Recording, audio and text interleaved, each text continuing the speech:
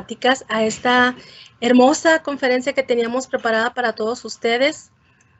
Si Aristóteles hubiera guisado, mucho más hubiera escrito, epistemología sorjuanística. Y bueno, me da mucho gusto tener la oportunidad de presentarles a la licenciada Alejandra Rodríguez Matamoros. Ella es comunicóloga, egresada del Tecnológico de Monterrey, Campus Ciudad Juárez, en donde ha sido profesora de cátedra en el Departamento de Profesional. Tiene la especialidad en radio por la Universidad Complutense de Madrid. Ha trabajado durante 10 años en diversos medios de comunicación a nivel nacional, como TV Azteca y el Instituto Mexicano de la Radio en la Ciudad de México. Ha sido corresponsal de medios como Radio y Televisión Educativa, W Radio, Vicenews y el Sistema Nacional de Noticiarios del IMER.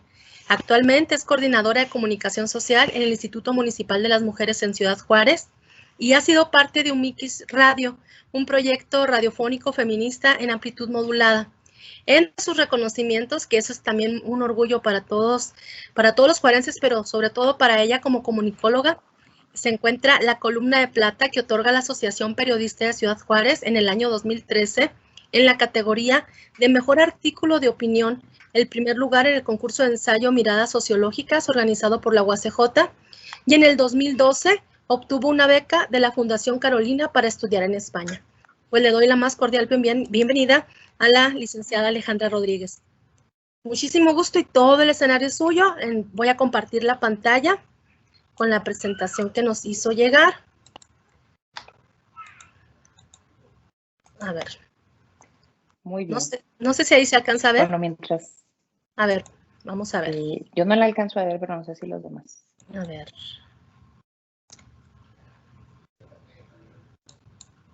Nada más quisiera hacer una pequeña prueba mientras usted pone la presentación, si me escuchan todas y todos bien. Manden una señal de auxilio. Sí, se escucha bien.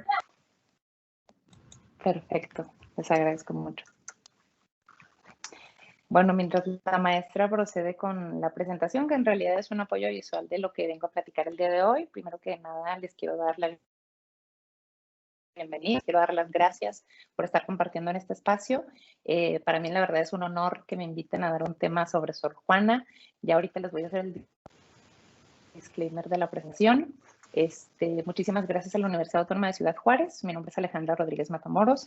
Y bueno, el día de hoy vamos a tener una plática que voy a tratar de que sea como muy poco historiográfica y un poco más divertida, ¿no?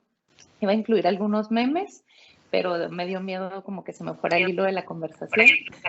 Entonces, nada más que me escucho como reciclar el audio. No sé si alguien tenga abierto el micrófono.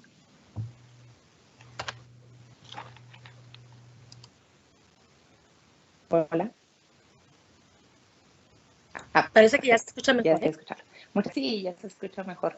Bueno, el día de hoy venimos a platicar del Día de las Niñas y las Mujeres. La ONU hace esta celebración en la que tratamos de visibilizar el papel que han tenido las mujeres en el campo científico y también la esperanza que tenemos de que más niñas, adolescentes y mujeres sigan integrándose a las filas de aquellas universidades, de aquellos centros de estudio, investigaciones, muchos de los esfuerzos científicos que se están realizando en el mundo. Y vamos a platicar un poquito del tema de hoy sobre Sor Juana. En la siguiente, voy a hacer un disclaimer de la presentación de hoy. Como les comentaba, no voy a hacer una plática historiográfica. Hay muchísima bibliografía para que ustedes se documenten ampliamente sobre Sor Juana, más allá de lo que ven en los billetes antiguos de 200 y los actuales de 100. Hay muchísimas y muchísimos historiadores que han tratado sobre el tema de Sor Juana, también escritores muy, muy famosos, por ejemplo, entre ellos cuento con todas mis asegúnes al respecto. Octavio Paz, Premio Nobel de Literatura, también escribió un libro sobre Sor Juana que se llamaba Sor Juana Inés de la Cruz o Las Trampas de la Fe. Y bueno, ustedes pueden encontrar una amplia variedad de escritos sobre su vida, pero a mí me gustaría tratar algunas de las ideas más importantes o algunas de las ideas principales de su pensamiento. No sé si podemos ir a la siguiente filmina para platicar un poco más. El primer spoiler alert que les voy a hacer es que soy fan de Sor Juana. Sor Juana me gusta mucho desde que yo tenía aproximadamente 15 años, entonces me declaro igual que mi antecesora, Sor Juana, yo la peor del mundo. Toda la plática se va a tratar de lo fascinante que me parece Sor Juana y de todas las aportaciones que creo que Sor Juana puede seguir dándonos hoy en día, sobre todo porque consideramos que fue una mujer que nació hace más de 300 años, que monja que se encontraba dentro de un espacio donde no tenía como la en México o en Latinoamérica, sino también a conocimiento a nivel mundial puede ser muy relevante. Sí, sí. ¿Todos pueden apagar sus micrófonos, por favor?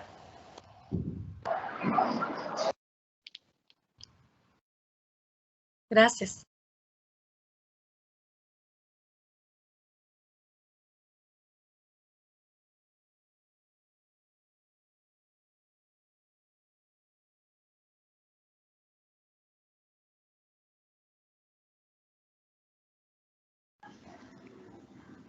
Ale, la silenciaron a usted también, Ale. Muy bien, voy a tratar de hacer una promesa de qué es lo que vamos a ver el día de hoy. Voy a tener 4 premisas básicas que espero que podamos cubrir en el trayecto de la próxima media hora. Me gustaría que al final hiciéramos una sesión de preguntas, respuestas, comentarios. Entonces, el siguiente slide, ¿sí me ayudan? Bueno, les voy a leer esta cita de Sor Juana que me parece que va a ser como el hilo conductor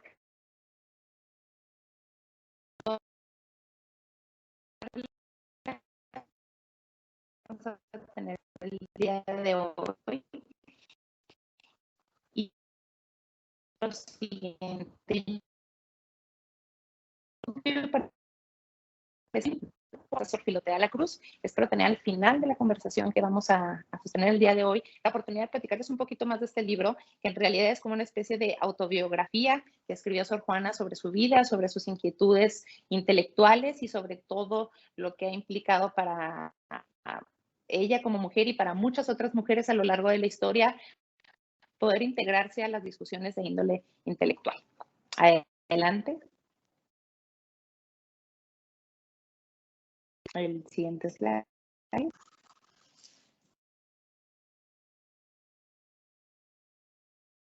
¿Ya se alcanza a ver? Bueno, mientras lo cambian, les platico cuáles son, digamos, los 4 principales puntos de los que vamos a hablar. Muchísimas gracias. El primero tiene que ver con cuál es Sor Juana sobre el conocimiento. Sor Juana tenía aspiraciones universales respecto a lo que quería saber. Sin embargo, también Sor Juana nos enseña a ver el conocimiento, la sabiduría más allá del ámbito escolarizado. Hoy en día estamos, de hecho, en una plática que está dentro del ámbito escolarizado, pero seguramente hay muchos conocimientos que se encuentran dentro de su vida cotidiana, de los que podemos aprender todas y todos. El tercer punto es cómo esta vida cotidiana puede ser una fuente de conocimiento. Lo vamos a ligar con una teórica que de hecho ella viene del área de las ciencias exactas o de las ciencias naturales. Sin embargo, muchas de sus teorías se han integrado sobre todo para la teoría feminista contemporánea y pueden ser aplicables tanto al conocimiento científico, a la epistemología, como a algunas de las teorías feministas tradicionales. Y bueno, también cómo todo esto impacta en la perspectiva de género y cómo podemos utilizar esta perspectiva para entender la realidad en la que vivimos hoy en día. El primer punto, que es el siguiente slide, me voy a tomar una pequeña licencia y es como, ¿qué aspiraciones tenía Sor Juana sobre el conocimiento? Más que irme sobre un relato histórico de Sor Juana nació en San Miguel Nepanta, Estado de México, en el año de 1600, me interesa más como que veamos algunos aspectos de su vida y de su obra y que veamos cómo pueden seguir siendo un referente para nosotras y para nosotros el día de hoy, aquí en el presente. Entonces, si se fijan, pues digamos que contra todo el espíritu de nuestra época, Sor Juana creía en el universalismo del conocimiento. ¿Y qué tiene que ver esto que estamos platicando con el tema de lo que vivimos hoy en día? Y les pongo 2 ejemplos que yo creo que todas y todos ustedes han vivido durante el último año y tiene que ver con la pandemia. Seguramente ustedes están familiarizados familiarizadas y familiarizados con un encendido de manera vertiginosa, muy rápida, en todas las redes sociales que tiene que ver con la infodemia. La infodemia, pues, es este esparcimiento de noticias falsas, de información errónea que tiene consecuencias en la salud de la población, que tiene graves consecuencias para la salud pública y de forma nos enseña. Ustedes se ponen a analizar cuando estaban en la primaria o en la secundaria, va a tener algunas diferencias de la que yo tuve en algún momento y también de las que sus maestras y maestros tuvieron respecto a mí.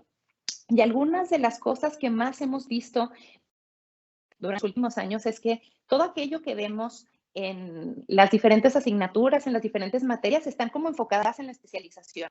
Y tú quieres ser buena o bueno, puedes especializarte. Y eso es algo que nos dicen muchísimo las unidades. Yo he tenido la oportunidad de estar en varias y en todas te dicen lo mismo. Incluso yo creo que una de las grandes megatendencias de la educación tiene que ver con que tengamos, digamos, un enfoque mucho más específico. Es decir, ahora nuestra cultura privilegia el conocimiento específico sobre un tema y no la amplitud de los conocimientos. Les comento esto porque hace muchísimos años, es decir, cientos de años, de doctor o de doctora, que era mucho más difícil ser doctora, por el tema del acceso a la información, ya lo veremos ahorita con Sor Juana.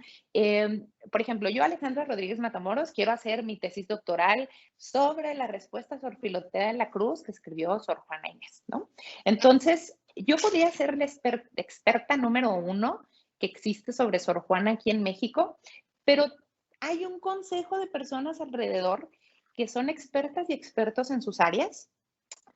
Entonces, si yo me aventaba mi tesis sobre literatura, pero por ejemplo, estaba la maestra Adriana Martel, que en realidad es doctora, le digo maestra porque también fue mi maestra, si está la doctora Martel y ella tiene pues grandes conocimientos en las ciencias exactas y en física y me hace una pregunta muy específica, por ejemplo, sobre cómo se desarrolla ahora la materia oscura o cuál es la teoría de cuerdas o fenómenos similares, yo en otra época se utilizaba que yo tenía que saber esa respuesta. Es decir, hace 200 o 300 años, si tú querías ser doctor o doctora, estabas ante un grupo de expertos y expertas en diferentes áreas y el que te hiciera una pregunta le tenías que contestar.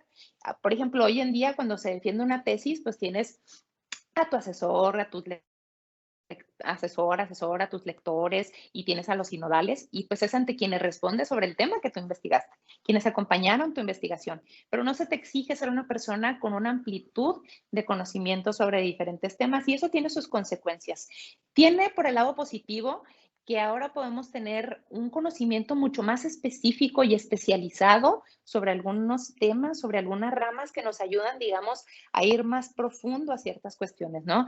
En el lado positivo encontramos que estas especializaciones nos ayudan a poder generar información, nos ayudan a poder generar, por ejemplo, vacunas como la que estamos viendo ahora con el coronavirus, pero como en el aspecto negativo tenemos esa otra visión que nos hace que cerremos el rango que tenemos de acceso a la información. Y les comento esto porque a mí me resulta realmente sorprendente y la verdad muy preocupante conocer personas que tienen títulos universitarios, maestrías y doctorados, compartir información errónea sobre lo que vemos en la crisis del coronavirus. Y les invito a que piensen cuántas veces han recibido el mensaje, ya sea vía WhatsApp, les dijo su mamá, su papá, su tía, que el dióxido de cloro se utiliza para tratar el coronavirus, otra gente que te manda el tema de el coronavirus vibra a cierta frecuencia, entonces si no quieres que te dé o que te dé más fuerte, tú tienes que estar en una frecuencia más alta para que entonces tienes que tener pensamientos positivos. Aunque sí hay protección contra esa enfermedad, dejado de lado el científico.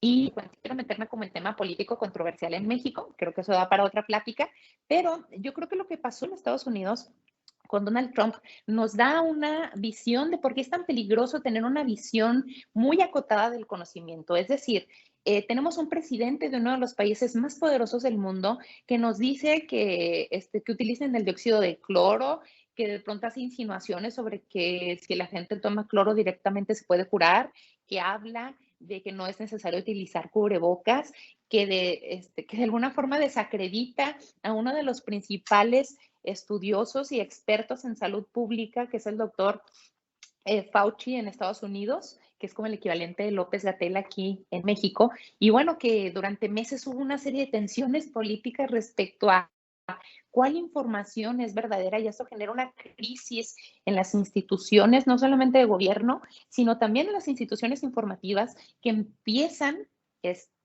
a dispersar información que no tiene ningún fundamento científico, y ahora más que nunca es cuando necesitamos información veraz. Y tiene consecuencias también, como que el día de hoy, estamos en 2021, hoy es 11 de febrero, y tenemos un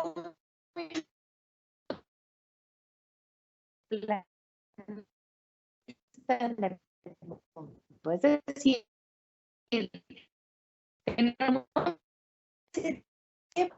y te explican que el mundo en realidad pues no es redondo, o sea, que la Tierra es plana. Entonces, estamos en una época en la que hemos llegado a ese punto de cerrazón, a esa falta de universalidad en los conocimientos, en la que pensamos que no pasa nada si no nos ponen ciencias naturales en la clase. Total, yo necesito aprender más inglés, necesito aprender cómo hacer mis cuentas del SAT, que claro que son conocimientos valiosos, pero en ese afán por tener conocimientos más prácticos de la vida cotidiana sobre cómo resolver lo que está en nuestro ámbito personal y en la vida política cotidiana, hemos olvidado todos aquellos saberes que nos ayudan a tener un pensamiento más crítico. Por eso creo que las aspiraciones universales sobre el conocimiento que tenía Sor Juana pueden seguir siendo hoy en día una guía, una directriz sobre cómo podemos cultivar una mentalidad más crítica y cómo podemos tener una participación mucho más enriquecedora en la vida pública. Adelante. Siguiente slide. De hecho, me voy a permitir leerles un fragmento que también es de la respuesta a Sor Filotea de la Cruz, que dice: ¿cómo sin lógica sabría yo los métodos generales y particulares con que está escrita la Sagrada Escritura? ¿Cómo sin retórica entendería sus figuras, tropos y locuciones? ¿Cómo sin física tantas cuestiones naturales de las naturalezas de los animales, de los sacrificios, donde se simbolizan tantas cosas ya declaradas? ¿Y qué muchas otras hay? ¿Cómo si el sanar Saúl al sonido del arpa de David fue virtud y fuerza natural de la música o sobrenatural que Dios quiso poner sobre David? ¿Cómo sin aritmética se podrán entender tantos cómputos de años, de días, de meses, de horas, de hebdómadas tan misteriosas como las de Daniel y otras para cuya inteligencia es necesario saber las naturalezas, concordancias y propiedades de los números? Este fragmento, de hecho, si ustedes, les recomiendo muchísimo que lean este texto de Sor Juana Inés de la Cruz, tiene que ver con que Sor Juana tiene una aspiración a saber más de todo para tener una comprensión completa de la divinidad. Nos recuerda un poco, si llevaron alguna vez clase de filosofía, seguramente recordarán a Santo Tomás de Aquino, y bueno, toda esta serie de filósofos escolásticos, de los que él, digamos, es uno de los principales representantes, pero que trataban de entender el mundo desde la razón, es decir, cómo podemos tener una concepción universal del mundo, es decir, como una especie de conocimiento total que nos ayude a entender la existencia de manera más profunda, ¿no? Adelante con el siguiente slide.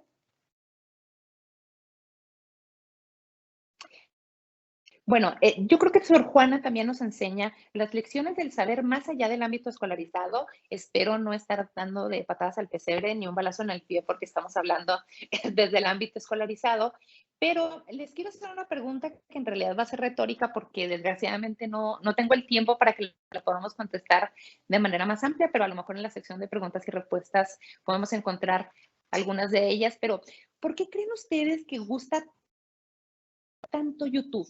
Porque es una de las plataformas que tiene más cantidad de contenidos y de horas de visualización por usuaria y por usuario. Les voy a compartir que hasta antes de la pandemia, los últimos estudios de los hábitos de consumo de Internet y redes sociales en México nos arrojaban que de los principales contenidos que las personas consumen en YouTube tienen que ver con el cómo hacer cosas. Es decir, YouTube es la plataforma por excelencia a la que tú te metes cuando quieres aprender algo. Piensen en las y los influencers a los que siguen, los canales a los que están suscritas o suscritos y qué tipo de información les están brindando. Y seguramente muchas de las personas a las que ustedes siguen, a las que les gusta ver sus videos, son personas que se apasionaron por un tema, empezaron a investigarlo y compartieron con otras personas. Pongo un ejemplo, ¿no? Hay muchísimos ejemplos de tutoriales en YouTube donde alguien quiso empezar a aprender a cómo pintarse, aprendió y luego lo compartió con otras personas. Hay ejemplos de personas, por ejemplo, me gusta mucho un canal que hay en YouTube que se llama así como Everyday Dad o algo así. Entonces es un señor que él dijo, bueno, yo crecí sin una figura paterna y me hubiera gustado que me enseñaran cómo arreglar cosas de la casa, cómo revisar el carro, cómo hacer esto y cómo hacer lo otro. Entonces, todas las cosas que él le hubiera gustado que un papá le enseñara a él, empezó a enseñarlas en YouTube.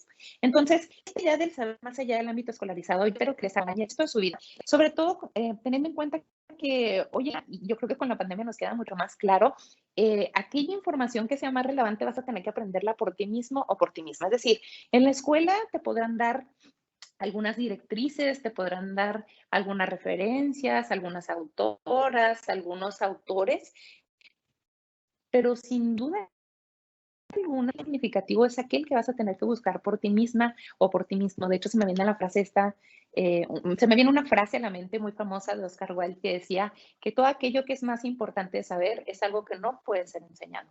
Entonces, Sor Juana,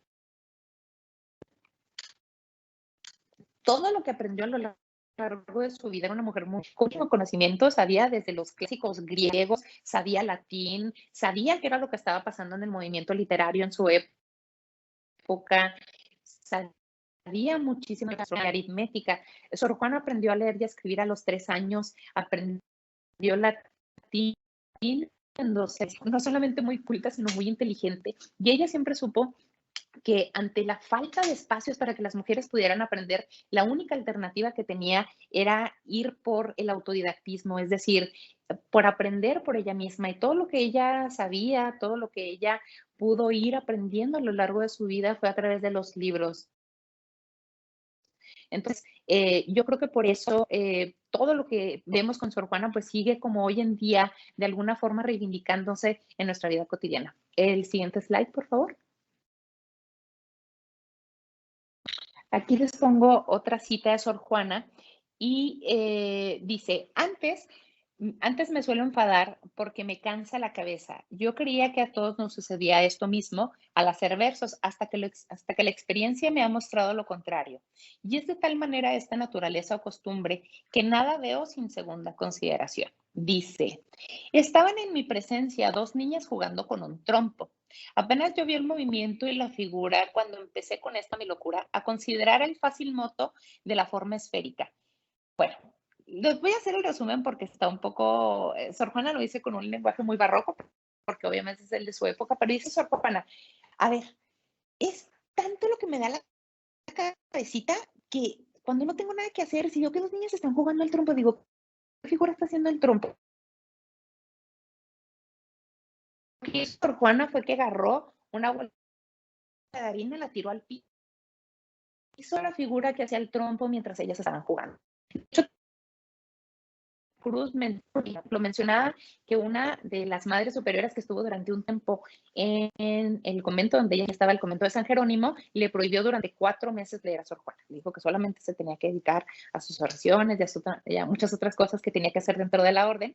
Y dice que esos momentos muy para ella, que incluso una vez que ella estaba muy enferma, los doctores le pidieron que dejara de leer un ratito para que se me tranquilizara y dice que terminó pidiéndoles que por favor le dejaran leer. Dice, porque lo que yo estoy pensando en el lapso de 1 hora de estar yo solita, así dale y dale y dale vuelta, es lo que podría como, digamos, pensar de manera calmada durante 4 horas. Es decir, mi Sor Juana era graciosita, claramente, pero además de todo era una mujer con mucha inquietud intelectual y la forma que encontraba de encauzar todo ese río de pensamiento era a través de la lectura y de la escritura. Entonces, vamos a la siguiente Filmina. También creo que Sor Juana nos enseñó cómo la vida cotidiana puede ser una fuente de conocimiento.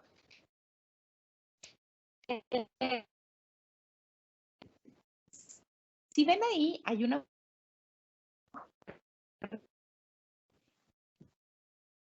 ciertos años feminista y espero tratar de que no se las visiones de Sor Juana sobre el conocimiento eran universales. Sin embargo, no sé si me están escuchando bien. Hola, hola. Se está cortando Sí, un poquito. sí, se pero- corta un poquito. Oh, ok. Bueno, voy a tratar de... A ver, voy a cambiarme de red.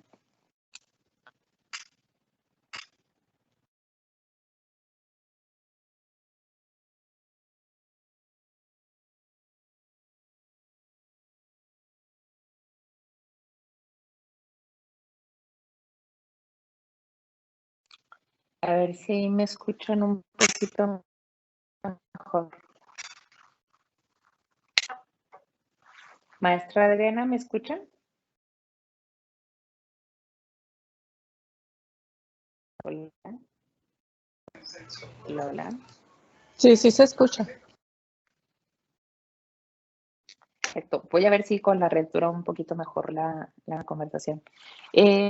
Bueno, les hablaba de la vida cotidiana como una fuente. La persona que ven ahí es Donna Haraway, Donna ámbito de las ciencias exactas, de las ciencias duras. De hecho, ella tiene un libro que se llama Ciencias, Cyborgs y Mujeres, la reinvención de la naturaleza.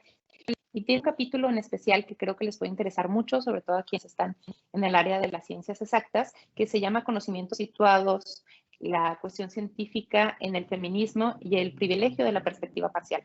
¿Qué es lo que hace Donna Haraway?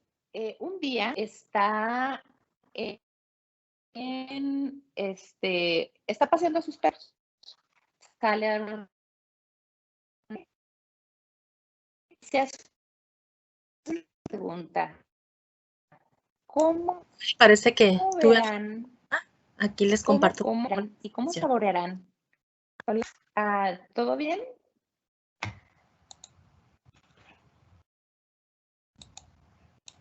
Sí, listo. Hola, hola. Ah, muy bien.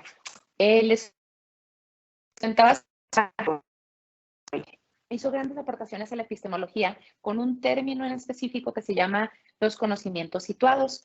Ella, recordarán que como herencia del siglo antepasado, pues tenemos la teoría de la relatividad de Einstein, tenemos la pandemia del siglo antepasado, tenemos 2 guerras mundiales y a raíz de todo el tema de la teoría de la relatividad, a raíz de todo lo que hay de cambios en la filosofía con el análisis del lenguaje y todo lo que eso implica también para las ciencias sociales, empezó a extenderse de manera mucho más profunda y amplia en diferentes ámbitos de nuestra sociedad esta idea de que no existen aquellas cosas que llamamos como los absolutos ni las esencias. Es decir, el relativismo empezó a convertirse en la corriente dominante en las ciencias exactas. Entonces, Donna Haraway dice, bueno, hay una alternativa al relativismo, que son los conocimientos parciales, localizables y críticos. Y esos conocimientos nos permiten crear otro tipo de conexiones de solidaridad política, pero también conversaciones compartidas en epistemología. Cuando Donna Haraway a imaginarse los perros que estaba paseando percibían el mundo. Como ustedes saben, si me acuerdo, los perros tienen una visión blanco y negro. Sin embargo, el olfato como su oído están muchísimo más. Entonces, que si los perros fueran quienes dominaran el mundo, probablemente tendríamos una realidad completamente diferente a la que tenemos. ¿Qué quiero decir con esto? Que no es lo mismo el análisis de, no sé, del renacimiento para una persona que es ciega del nacimiento, el lugar en el que estamos situadas y situados, de alguna forma condiciona de manera muy importante cómo vemos ese mundo y cómo vamos a hacer esto del conocimiento. Entonces, por eso tenemos que empezar a decir que existen ciertos datos de verdad, dependiendo desde la posición en que estemos. Entonces, Sor Juana, yo creo que también, y por eso es el título de la conferencia, que dice, ¿no? Si Aristóteles hubiera guisado, mucho más hubiera escrito. ¿Qué quería decir Sor Juana con esto? Que ella encontraba en la vida cotidiana muchísimas fuentes de conocimiento, muchísimas fuentes de reflexión, y que muchos de los grandes descubrimientos científicos no se... A ver, voy a cambiar. Los conocimientos científicos no están relacionados simplemente con aquellos en los laboratorios o con las universidades, sino en otros fuera de ahí. Es decir, a Donna Haraway se le ocurrió esta teoría de los conocimientos situados mientras paseaba a sus perros. Sor Juana hizo toda esta disertación sobre cómo la cocina hubiera ayudado muchísimo a Aristóteles a escribir otras cosas. Y bueno, tenemos ese ejemplo súper clásico, que es un mito también, ¿no? De Isaac Newton teniendo como esta gran idea sobre la teoría de la gravedad, a raíz de que le cayó una manzana en la cabeza porque está fuera en un árbol, ¿no? Entonces, todo ese tipo de cosas yo creo que son parte de lo que quería compartirles el día de hoy sobre cómo Sor Juana sigue siendo un referente en muchas de las actividades que estamos haciendo hoy. Lamento que no esté el último, que era el más divertido, pero hacerles una última recomendación de todos estos puntos de los que hablaba Sor Juana, y es que lean a Sor Juana. Sor Juana es todavía, y yo creo que con el tiempo va a seguir tomando todavía más relevancia, una de las mujeres más inteligentes que ha tenido no solamente México, sino en Latinoamérica. Hay un libro en especial del que de hecho saqué la mayor parte de las citas de la presentación, el libro de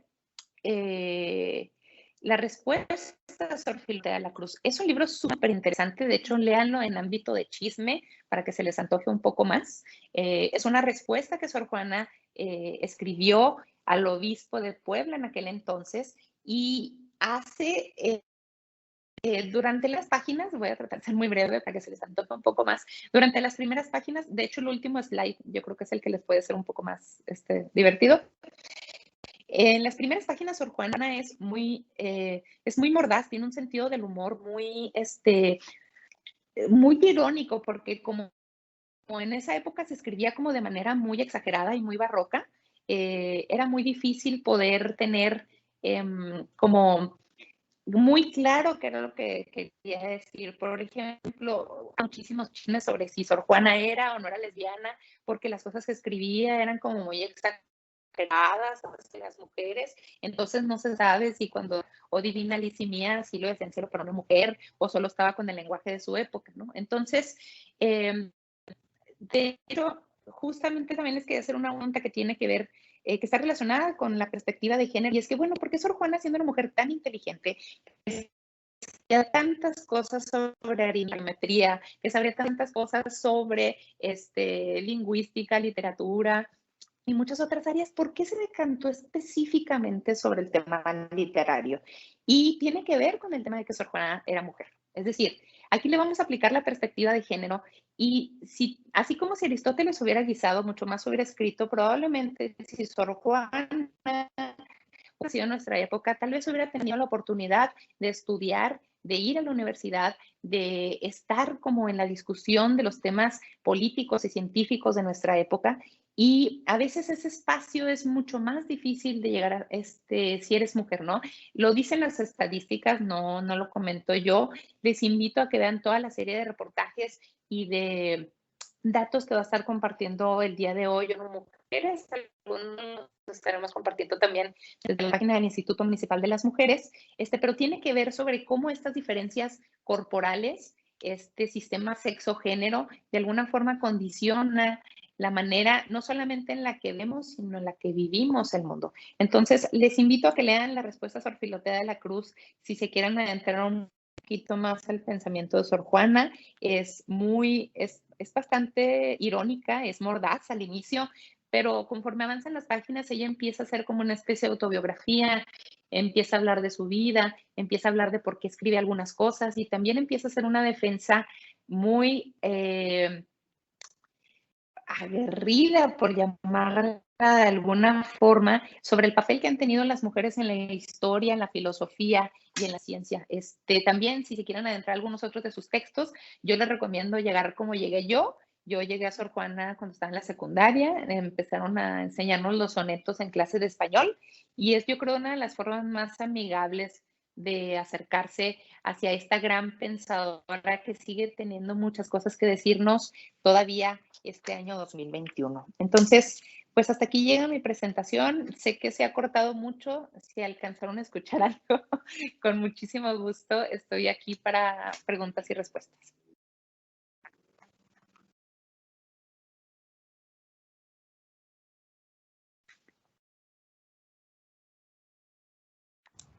Perfecto, muchísimas gracias. Y pues bueno, después de haber tenido esta oportunidad para escuchar esta presentación que pues si bien estuvo cortada, de todas maneras lo que alcanzamos a escuchar bastante fue muy fructífero. Yo creo que podemos entender el pensamiento de Sor Juana, pero sobre todo entender por qué la licenciada Matamoros está tan estrechamente vinculada con estas ideas, ¿verdad? Y pues bueno, abrimos el espacio para preguntas. No sé si haya alguien que quiera hacer alguna pregunta que pueda levantar su manita.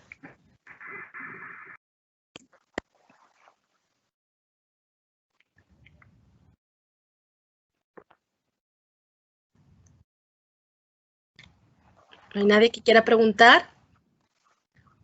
Se trabaron las manitas, Ale. ¿Perdón? Yo creo que se trabaron las manitas porque parece que no quieren preguntar. Claro. Bueno, yo entiendo que también ha estado un poco Yo sí tengo una pregunta. Bueno, está aquí la doctora K, que nos va a hacer aquí alguna pregunta. Doctora, adelante. Sí, ¿qué tal? Buenos días. Pues realmente que fue muy interesante la plática. Uno desconoce muchos temas y bueno, pues aquí nos empapamos. De eso se trata, ¿no? De empaparse de toda la información, como bien lo hacía Sor Juana Inés. Aquí yo creo que la parte que a mí me gustaría saber qué piensa usted, Alejandra, sobre cómo vamos las mujeres en este avance pues sí, de que seamos tomadas en cuenta, o sea, ¿qué tanto hemos hecho? A lo mejor sí hemos exagerado, si no lo hemos exagerado. ¿Qué piensa usted acerca de nuestro avance tanto en la ciencia como en la vida real, en las acciones que tomamos las mujeres en la vida cotidiana? Bueno, yo creo que es una pregunta de mitad y mitad. Una mitad de reconocimiento, el hecho de que este foro, este espacio esté organizado por mujeres, el hecho de que estemos hablando sobre mujeres, el hecho de que estemos celebrando la participación de las niñas y las mujeres en la ciencia como una conmemoración de la Organización de las Naciones Unidas, nos habla de que hemos avanzado mucho. Es decir, Sor Juana hace 400 años decía que no se podía dedicar a otra cosa.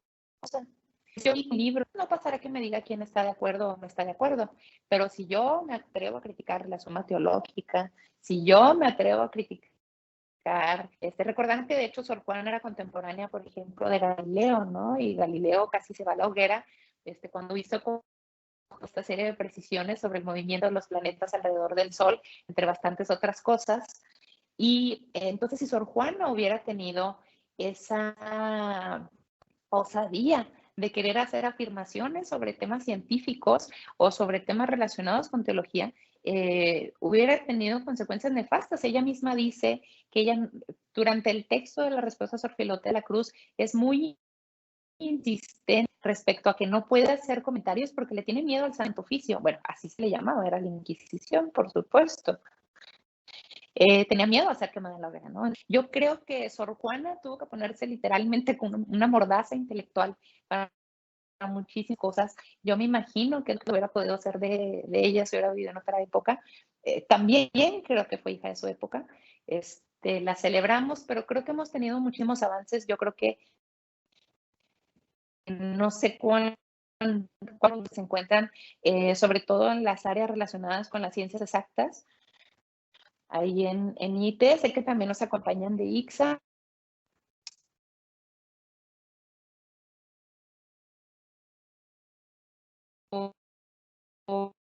Yo creo que hemos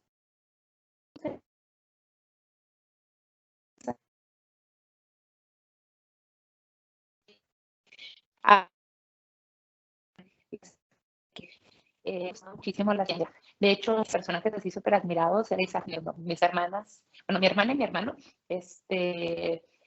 pues tenían clases de física, yo los escuchaba que platicaban y esto y así. Y yo decía, ay, ¿quién es ese Isaac Newton? ¿No? Y yo le decía a mi mamá, bueno, quiero ser astronauta y quiero estudiar física. Y así. Y como de lo que no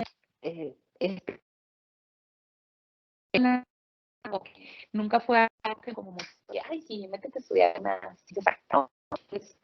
Y yo creo que es el caso de muchos de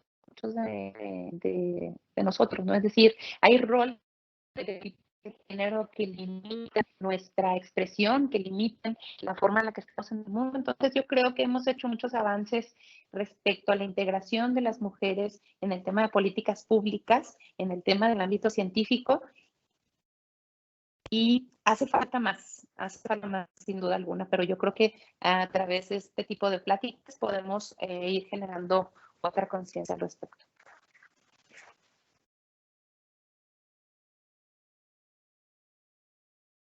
Muchísimas gracias.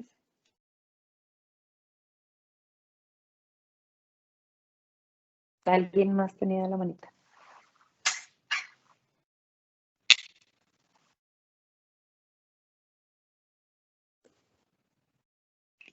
Hola. Sí, yo tenía una pregunta. Tocó ahorita un tema acerca de lo que serían las fake news y todo eso que conlleva buscar conocimientos fuera del sistema escolarizado. ¿Por qué usted considera que eso ya es un tema cultural por medio de que ya tenemos una cultura de la inmediatez? ¿O qué cree que contribuye al hecho de creer más en las fake news o creer en lo primero que... la primera información que llegamos a obtener y que muchas veces la dogmatizamos frente a conocimientos más racionales y científicos?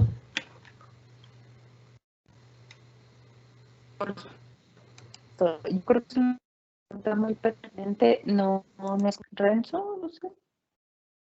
Ok, Sí. bueno, voy a tratar de responderla. Mira, yo creo que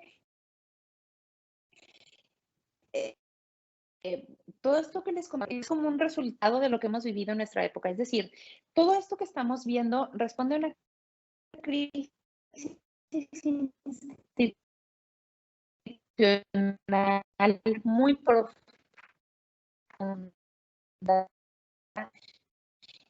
cual cada vez en las autoridades,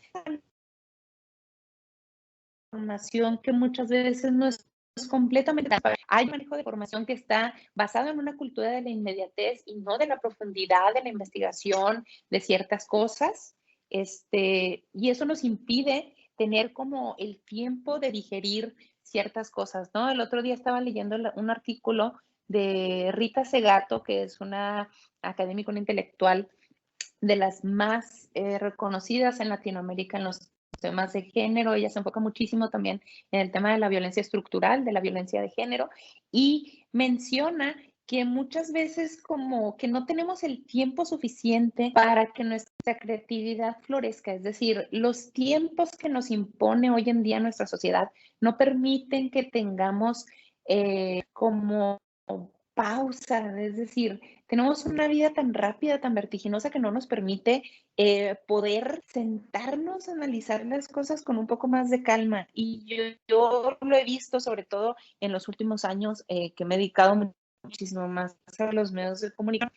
Lo que más se privilegia es que tú tengas desde siempre, ¿no? Lo que se privilegia, quién tiene, digamos, la primicia, la nota, pero hemos ido en detrimento de cuál es la información más verídica o la información más, más revisada, ¿no? Incluso yo creo que vemos un caso muy especial en Estados Unidos. No me voy a meter en México para que no nos polaricemos, pero también en México podemos analizarlo. Cuando empezó la administración de Donald Trump en Estados Unidos, hubo una campaña muy fuerte, sobre todo desde el Washington Post, que decía que la verdad muere en la oscuridad, ¿no? Y hasta le ponían un banner y todo el rollo ahí. También el New York Times hizo una campaña muy fuerte como para decir, oigan, este tema de las noticias falsas, y hacían chequeos de datos y era impresionante cómo podían darle a la gente información avalada por las mismas instituciones de gobierno y que el presidente las contradijera. Como digo, en conferencias públicas, ¿no? Entonces, yo creo que son muchos factores, creo que tiene que ver con que nuevamente dentro de las instituciones y dentro de los medios de comunicación tenemos que ofrecer contenidos de calidad, bien investigados, para ganar la confianza de la audiencia o de las audiencias, pero también es una responsabilidad de quienes somos consumidores de información. Ver cómo empezamos a hacer cura de noticias, de aquellos contenidos que nos van llegando, ¿no? O sea, yo, por ejemplo, me meto en las redes sociales, obviamente porque pues es parte de mi trabajo, pero cuando entro a TikTok es un túnel del tiempo. TikTok terminas de ver un video y te manda al otro y al otro y al otro y al otro en automático. Al menos cuando estás en Facebook, pues te hace como una pausita de aquí que te manda al siguiente. Pero en TikTok no paran los videos, es decir, termina uno y sigue el otro, termina uno y sigue el otro, y tienes muy pocos segundos para dar información. Aunque puedas hacer las historias, digamos, parte 1, parte 2, parte 3, lo que privilegia es la inmediatez y la brevedad de los mensajes. Entonces, es muy difícil ciencia, es muy difícil hacer periodismo de investigación en esta información, ¿no? Pero yo creo que hay que ir avanzando en ese sentido. ¿Alguien más tenía la mano?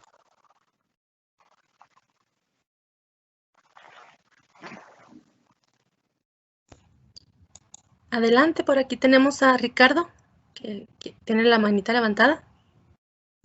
¿Qué tal? Buenas tardes.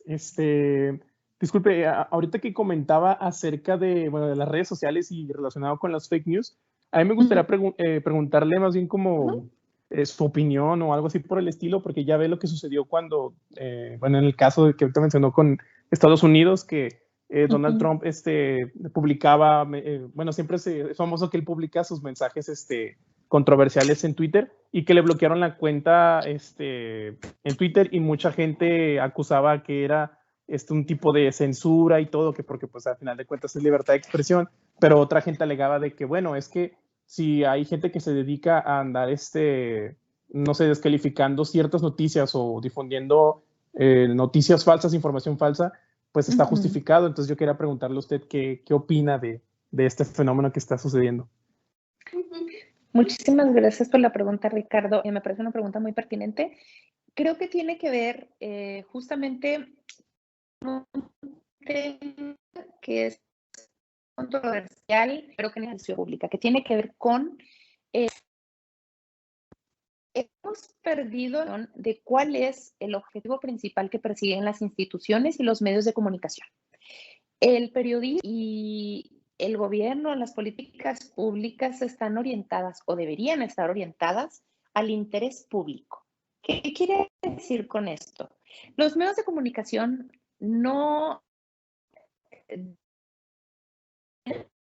deber ser, pues, informar a la ciudadanía, para que la ciudadanía tenga más elementos con que poder involucrarse en determinadas problemáticas relacionadas con su comunidad, para que pueda hacer una ciencia, pues nos encontramos con la realidad de que lo que privilegian la mayor parte de los medios de comunicación son otro tipo de cosas. Y de hecho le pasó al New York Times y también le pasó al Washington Post. Durante todo el inicio de la primera campaña de Donald Trump, antes de que fuera candidato demócrata, lo vieron como el bufón, lo vieron como la persona a la que podían recurrir si querían generar una serie de clickbaits y también de rage bait, que es otro término que les recomiendo que busquen, que también es muy interesante. Es decir, lo importante es que la gente reaccione, lo importante es que le pongan me enoja, me gusta, me encanta, lo importante es que se peleen en las discusiones de Facebook. Es decir, privilegiaron el tráfico, privilegiaron los principios de la datificación de la información, de cómo manipular al público para estar más enganchados en las plataformas y no sucediendo con la información de interés público. Lo mismo pasa con los gobiernos. Es decir, aquí la pregunta más importante que debemos de hacernos ¿es este tema un tema de interés público? ¿Es la información que estoy compartiendo información que puede ayudar a la ciudadanía o perjudicarla? No sé si estoy haciendo tal vez una declaración muy temeraria respecto a que entiendo que parece así como si fuera un poco de utilitarismo informativo y político, ¿no? Pero yo creo que nos puede ayudar muchísimo saber que existen límites en la libertad de expresión y esos límites tienen que ver con los discursos de odio. Yo les invito a que hagan una investigación en su libro para los próximos años.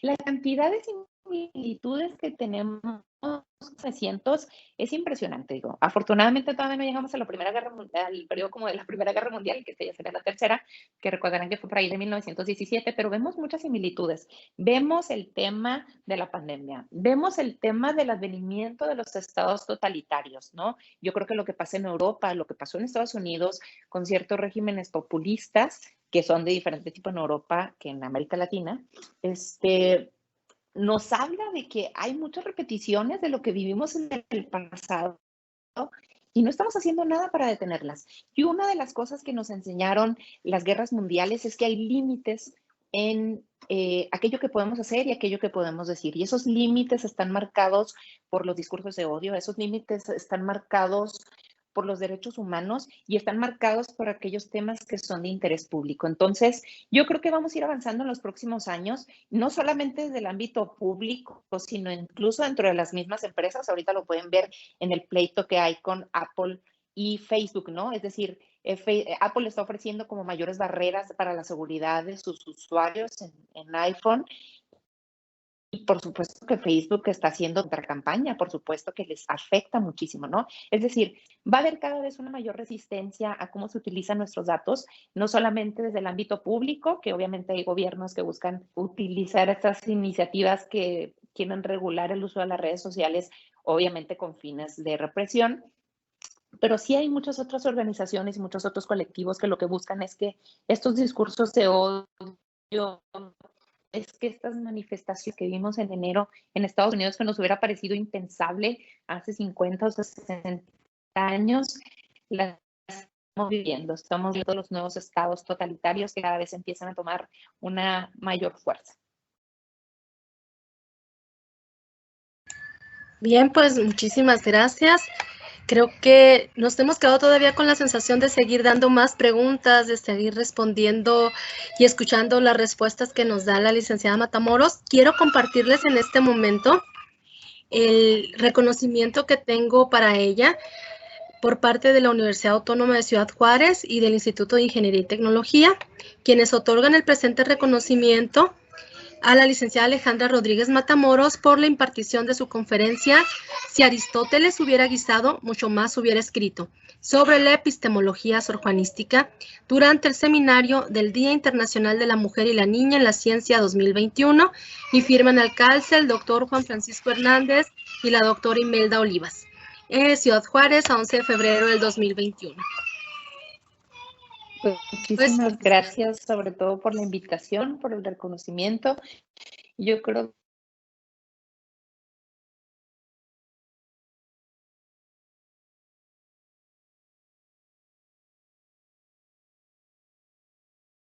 ya no escuché, no sé si nos desconectamos. ¿Sigue por aquí la licenciada Matamoros? Creo que se desconectó.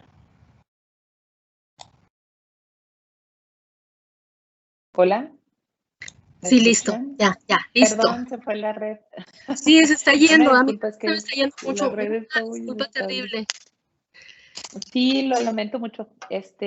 No, pues muchísimas gracias por la invitación. Me da muchísimo gusto que hayan encontrado como vinculaciones entre muchos de los temas que planteaba Sor Juana y sobre cómo siguen siendo parte de nuestra vida cotidiana y reflexiones que tenemos que integrar dentro de nuestro ámbito social y que están relacionadas con lo que hacemos todos los días, con lo que consumimos todos los días y que también pueden ser un referente para seguir en este camino de construcción del conocimiento. Pues muchísimas gracias y pues los esperamos en la próxima conferencia.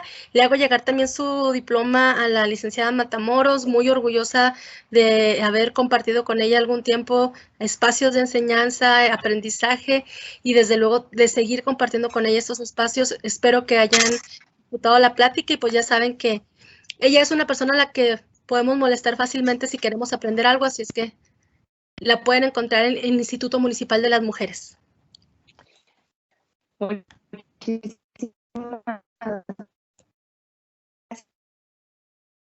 Pues les invitamos a que sigan nuestras redes sociales, información sobre todo con temas de campaña que pondré acá atrás de mí, acoso sexual callejero. Entonces, pues muchísimas gracias y les pido una disculpa por los problemas técnicos. Espero que tengamos la oportunidad de platicar en algún otro momento sobre estos temas. Gracias, hasta luego. Bye. Gracias, hasta luego.